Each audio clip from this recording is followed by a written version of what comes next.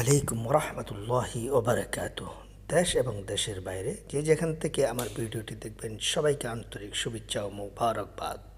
আজকে জুস বানানোর পদ্ধতি আপনাদেরকে দেখানো হচ্ছে। আজকে জুসের সাথে কি কি দেওয়া হবে: খেজুর, কাজু বাদাম, তারপরে দেওয়া হচ্ছে নর্মাল বাদাম, অ্যাপেল অ্যাপেল দুধ, তারপরে দেওয়া হচ্ছে মধু,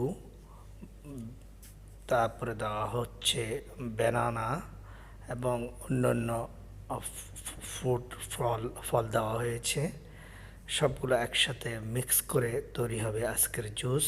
এখন প্রস্তুত করা হচ্ছে, সবগুলো ফলকে কাটা হচ্ছে, কেটে একসাথে একটা পাত্র রাখা হচ্ছে, রেখে সবগুলোকে একসাথে আমরা মিক্স করব।